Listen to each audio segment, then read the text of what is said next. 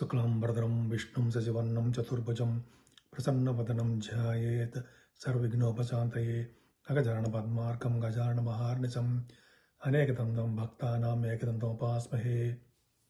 నేను మీ వడ్రే వాదినారాయణరావు, యాది అస్వరజీ.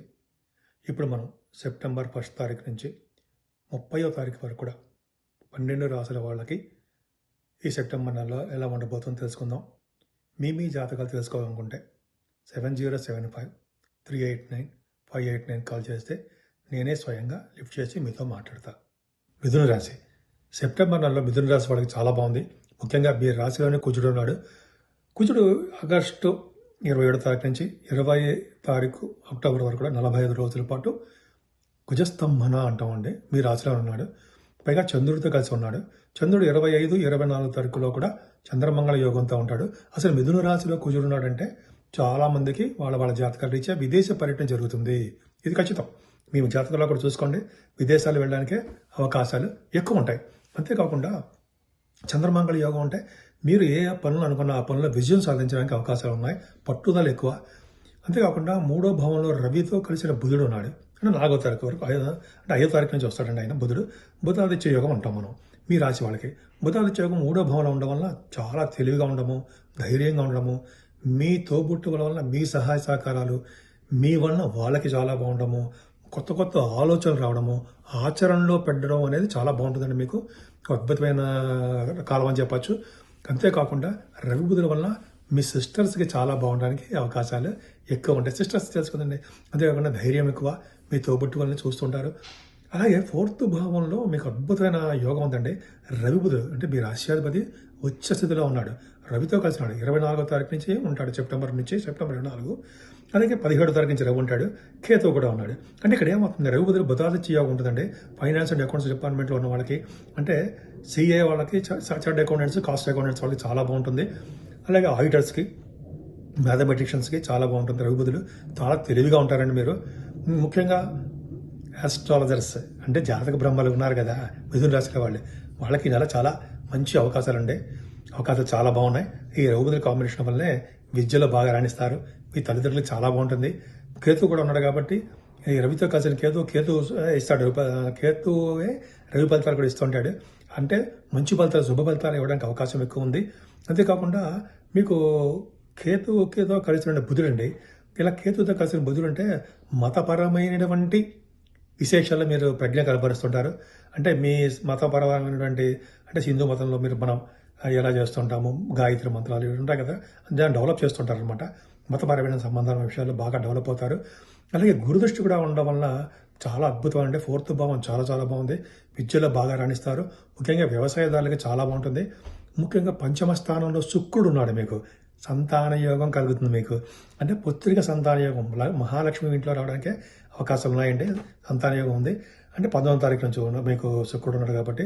అంతేకాకుండా 5వ భావంలో శుక్రుడు అంటే సినిమా రంగంలో ఉన్న వాళ్ళకి, టెలివిజన్ రంగంలో ఉన్న వాళ్ళకి మంచి కాలం ఉండే వాళ్ళకి మంచి ప్రతిభ కనపరుస్తుంటారు. వాళ్ళకి చాలా బాగుంటుంది. అంతేకాకుండా సంగీతము, సాహిత్యము, నృత్య కళాకారులకి మంచి అవకాశాలని చెప్పచ్చు. అద్భుతమైన కాలం అండి. అంతేకాకుండా 7వ స్థానాన్ని కుజుడు చూస్తున్నాడు మీ రాశ్యాధిపతి. అంటే 7వ వ్యయభావంలో ఉన్నాడు. అయినప్పటికీ కూడా అంటే కొద్దిగా భార్యాభర్తల విషయంలో చిన్న చిన్న ప్రాబ్లమ్స్ రావడము, లేకపోతే బిజినెస్ పార్ట్నర్స్ విషయంలో చిన్న చిన్న ప్రాబ్లమ్స్ రావడము, మనస్సు అంటే చిన్న చిన్న మిస్అండర్స్టాండింగ్, మనస్సు అంటే మిస్అండర్స్టాండింగ్స్ రావడానికి అవకాశం ఉంది. ఏదైనా భాగ్యస్థానంలో శని ఉన్నాడు. భాగ్యంలో శని మంచి చేస్తాడు ఉన్నాయి. రిట్రగేషన్లో ఉన్నాడు. భాగ్యాధిపతి భాగ్యంలో ఉండడం వల్ల శని కారకత్వంలో ఉన్నటువంటి బిజినెస్లు బాగా డెవలప్ అవుతాయండి. అంటే సాఫ్ట్వేర్ రంగం ఉంటాం కదా, సాఫ్ట్వేర్ రంగంలో ఉన్న వాళ్ళకి, అలాగే ల్యాండ్ బిజినెస్ చేసే వాళ్ళకి, రియల్ ఎస్టేట్ రంగం వాళ్ళకి, ఐరన్ అండ్ స్టీల్, కోలు, ఇలా చెప్తాగా సిమెంట్ పరిశ్రమలు, ముఖ్యంగా ఆటోమొబైల్ ఇండస్ట్రీస్ ఉంటాయి. వాళ్ళకి చాలా అద్భుతమైన కాలం అని చెప్పచ్చు మనం. అంతేకాదండి, ఈ భాగ్యస్థానంలో చేరడం వల్ల తీర్థయాత్రలు చేస్తారు, విదేశీ పర్యటనలు చేస్తారు. విదేశీ పర్యటన అంటే మీరు చదువు కోసం వెళ్ళచ్చు, మీ బిజినెస్ రీచ్ చేయవచ్చు. అలా అద్భుతమైన కాలం ఉంది. అంతేకాకుండా దశమంలో రాహుతో కలిసిన చంద్రుడు ఉండవు. అంటే దశమంలో 10వ భావంలో రాహు ఉన్నాడంటే విదేశాలు వెళ్ళడానికి అవకాశాలు ఎక్కువ ఉంటాయి. 18వ తారీఖు 19వ తారీఖులో కూడా మీరు విదేశాలు వెళ్తారు. అలాగే 10th హౌస్ లార్డ్ కాబట్టి మీకు చేస్తున్న ఉద్యోగాల్లో డెవలప్మెంట్స్ ఉంటాయండి. ముఖ్యంగా గవర్నమెంట్ ఆర్గనైజేషన్లో మీరు బాగా డెవలప్ అవుతారు. ముఖ్యంగా ఫ్లైట్స్లో మీరంటే జనరల్గా ఫ్లైట్స్ అంటారు కదా, ఈ ఫ్లైట్స్లో ఎక్కి తిరగడానికి అవకాశాలు ఎక్కువ ఉంటాయి. మీరు చేస్తున్న ఉద్యోగంలో చాలా భద్రత ఉంటుంది. ముఖ్యంగా ఆడవాళ్ళు కూడా చెప్తున్నానండి మీకే మంచి మంచి ఉద్యోగాలు వస్తాయి, బాగా ట్రై చేయండి. అంతేకాకుండా వ్యయభావంలో గురుతో కలిసి చంద్రుడు ఉన్నాడు. అంటే 28 అంటే 23, 24 అనుకుందాం. 23, 24 తారీఖుల్లో గురుడితో కలిసి చంద్రుడు ఎక్సాల్టేషన్ ఉంటాడు. రెండో భావాధిపతి 12వ భావం ఉన్నాడు. ఇక్కడ ఏం చెప్పాలంటే చంద్రుడు 2వ భావాధిపతిగా ఉండడం వల్ల విదేశీ పర్యటనలు చేస్తారు. సెకండ్ హౌస్ 12వ భావం అంటే విదేశీ పర్యటన, ధనము బాగా ఖర్చు పెట్టేస్తుంటారు మీరు. ఫైనాన్షియల్ స్టేటస్ బాగుంటుంది, ధనం విపరీతంగా ఖర్చు పెడుతుంటారు. అలాగే గురుడు చంద్రుల యోగం గురుడు దగ్గర చంద్రుడు కాబట్టి భార్యాభర్తల విషయంలో అండర్స్టాండింగ్ వస్తారు మీరు. అదొక బాగుంటుంది. యోగం కలగడానికి అవకాశం ఎక్కువ ఉంది. మీరు ముఖ్యంగా పూజించవలసింది ఏమో అమ్మవారిని పూజించడం వల్ల శుభ ఫలితాలు మీరు ఎక్కువ పొందుతారు. ఈ సెప్టెంబర్ నెలలో మనకి వినాయక చవితి వస్తుంది 7వ తారీఖుని. కొన్ని కంట్రీస్లో, అమెరికా వంటి దేశాల్లో 6వ తారీఖున వస్తుంది.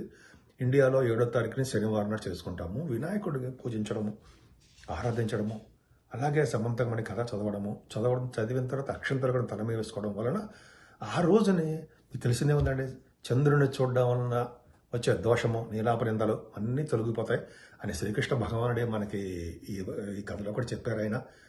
సో మనం తప్పకుండా చేద్దాము, వినాయకుడిని ఆరాధన చేసుకుందాము. అలాగే 9వ తారీఖుని స్కంద షష్ఠి, సూర్య షష్ఠి అని వస్తుందండి. అంటే సూర్య షష్ఠి అంటే సూర్య భగవానుడికి ఇష్టమైన రోజు ఆ రోజు. అంతేకాకుండా సుబ్రహ్మణ్య స్వామి, వీరిద్దరిని పూజించడం వలన చాలా మంచి ఫలితాలు ఉంటాయి. అన్ని రాసుల వాళ్ళు కూడా ఈ పూజించాలి.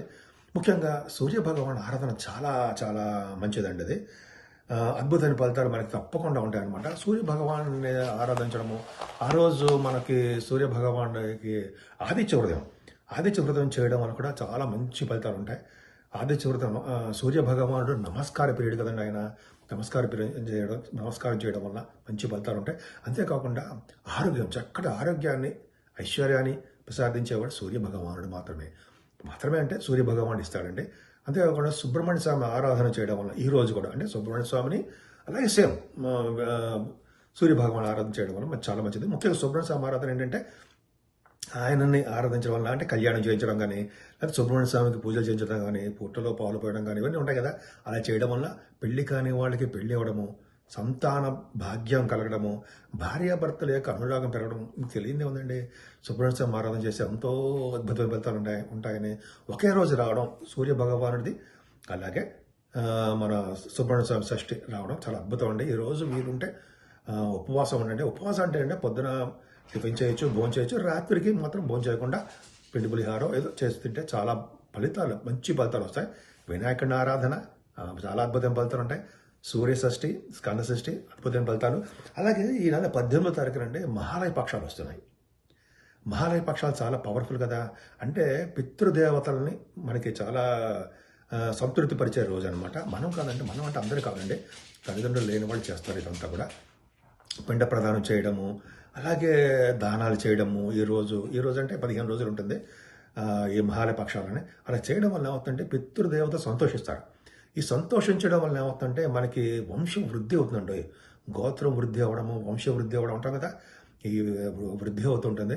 దానాలు, పండితులకి దానాలు ఇవ్వడము, బట్టలు సమర్పించడం వల్ల అద్భుతమైన ఫలితాలు ఉంటాయండి. అందుకని చూడండి, ఈ నెల మొత్తం కూడా మన పెద్దల్ని ఆరాధించాలని చెప్పి నెల మొత్తం కూడా పెట్టారు. అందుకని పెళ్ళిళ్ళు అవి చెయ్యం కదా, కార్యక్రమాలు శుభకార్యాలు చెయ్యం నెల మొత్తం కూడా.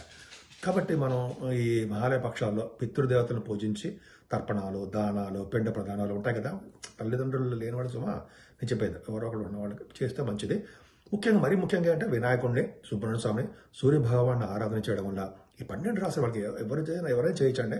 చేయడం వల్ల అద్భుతం ఫలితాలు, మంచి ఫలితాలు, శుభ ఫలితాలు వస్తాయి.